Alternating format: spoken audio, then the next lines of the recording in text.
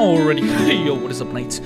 Just right here, back with another Tree of Savior update video with the update that came to us on January the 29th, almost the end of the month. And guys, we've got a few events. First and foremost, I'm in the lodge to tell you about the January 2019 weekend draw. If you guys look in your mail, you're gonna probably see on the weekend, now that's on Friday, Saturday, and Sunday. If you check your mail, you'll get a TOS balloon, the kind of like cosmetic items, as well as a nice little helpful item. Like for instance, last week we got some enhancement cards for your, upgrading your cars. This week you're going to be getting some card albums. So make sure you sign in on the weekend and check your mail and pick it up then, because you're going to be like me and be like, where is it? It's already gone. I was going to show you guys, but if you don't pick it up on the weekend, it just expires. So make sure you redeem it on the character. Now guys, one theme about this update that we got is really focusing on the end game, and we're going to get to that.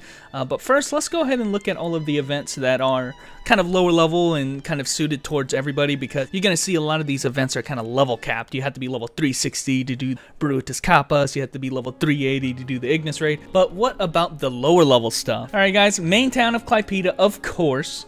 First things first, I'm just going to reference some of the older events that we have. If you go to Copal Dana here, she actually has a new free, I'm not going to say free, but a new very discounted item in the skill reset potion. It only costs 300 commemoration coins, and by this point you should be having a ton of these. I don't know how many I have, but I do indeed have like 900 of these. So this is a steal, especially very useful because of the sheer fact that we unfortunately have lost the class support event, which is giving us 3,000 free class change points. Unfortunately, that event is over. Now you're gonna have to earn your points manually, normally. However, really awesome thing about that event is that if you had any points left over, they did not get removed. So if you have the full 3,000, you didn't use it, quite frankly, you have 3,000 now. So you still have the option to change your class a few more last times, and you get to keep those points. So it's really useful for that purpose, but we're gonna have to rely on things like the skill reset potion and stuff like that to reset our skills now. Can't just abuse that event, which was a really awesome event. Now the next event, guys, is over here at the Giltine apparition. It's basically, I'm going to show on the screen how it works. It's kind of hard to explain. Basically it's a team battle, and you're not really fighting against other team members. You're really just fighting against the summons that they summon onto the field, and there's these orbs on the middle of the map, and they're going to be pushing towards, it's kind of like capture the flag kind of thing. Whoever gets the most enemies on the other side of the base wins, and you have to kill the enemies. Honestly, I'm going to be frank with you guys, it really was kind of broken, because I feel like classes who had a lot of multi-hit, because damage was not a factor, classes who had a lot of multi-hit seemed to be doing really well in there, and I was like the worst class ever on this guy who didn't have great AoE and multi-hit. But guys, it's over here at the Giltine apparition. You do get prizes for it. I already opened the prize that you got out of it, and I got actually 500 attribute points for it. But there are a lot of various other items, as I'm going to put on the screen here, that you can get for just participating. And if you win a certain number of times throughout the event, you'll also be given the Giltine armband, which is kind of like a cosmetic armband type item. They've given that out a lot of times, although you only get to do this event one time per day, so it's kind of hard to get the 15 wins that you have to get, because honestly I didn't win the first day, so most of the time I'm just going to be doing it for the freebie item that they have out of it, not really looking towards winning. Next thing, guys, if we go into the TP shop right now, you do see we do have the Demon Cube available. Here it is. You can buy a certain, they're going to have some pretty useful, or I guess interesting looking items in the Demon Cube. I'm not a big fan of them. I'm showing them here on the screen.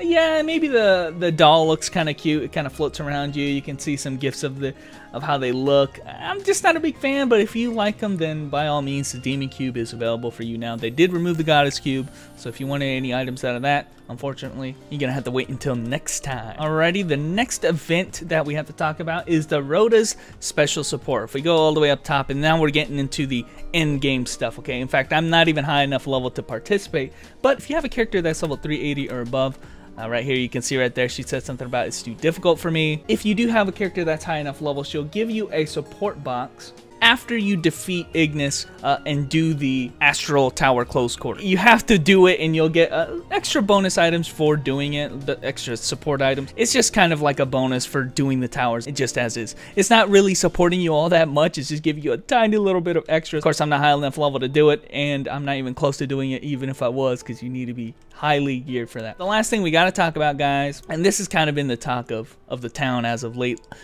is the Boruta's Kappas raid. I'll show you guys footage of it. I'm gonna cut to kind of the area as well as what the whole dungeon's about. Basically, there is an event revolving around it. If you talk to Kupo Kaze that's over there, she gives you various support items. You know, it just shows you on the screen right there a bunch of HP potions and stuff like that that are gonna help you in this area. Unfortunately, I don't think that's going to be nearly enough. It's just kind of a nice thing to pick up daily. If you're in the area, you can pick up those potions if you want and stuff like that. But the main thing here, guys, Boruta is brutal in terms of, you know, how hard this content is, mostly because it revolves around the fact that it's PvP inside this dungeon. So not only is there a really hard boss that you have to kill, only the top 70% of players are even going to get any rewards out of it, but then you're fighting other people as well, and it just becomes an absolute mess. So I'm just telling you guys right now, yes, there is various events revolving around it, but the content itself might be just out of a lot of our reaches because you have to be part of a big guild, and this is kind of PvP content at its worst, I think, is because it's just a cluster of just everybody in there spamming the boss, and then you got big guilds that are dominating everybody who tries to do it. It's just not really conducive towards what I would figure endgame content to be like. It's really more like guild v guild content. Luckily for us,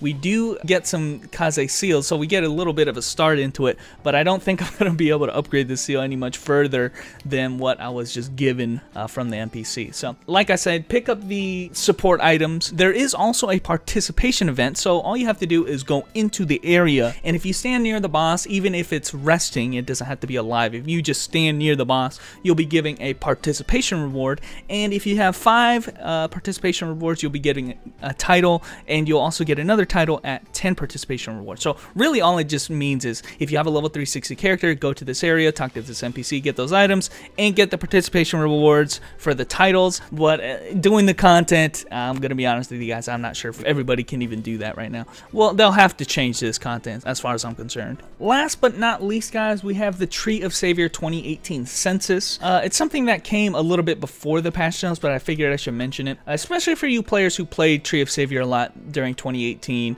and you're looking towards making a contribution and your opinions onto what you want in the future, because you know that's kind of what censuses are for. You know, how your opinions are, what you want the development team to focus on and stuff like that. Make sure you guys check the link below for the census and basically just fill out the survey. And basically, if we have enough players who have done this, everybody will be getting an attribute reset potion. And if we have even more people than that, they're saying 100 for the attribute reset, 200 people, they'll give everybody a skill reset potion as well.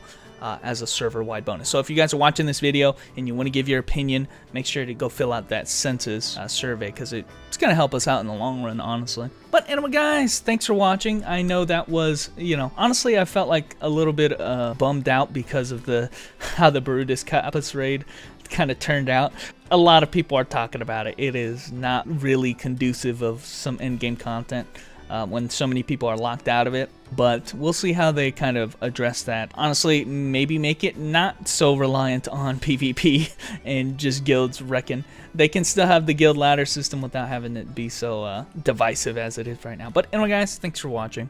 There was the update that happened in Tree of Savior. Now I want to also mention, I did say that I was going to be working on that guide video and it was going to be my next video. Unfortunately, that obviously wasn't the case. But I just want to let you guys know that my excuse for that is, it's because I'm refining it. I'm making it a lot better.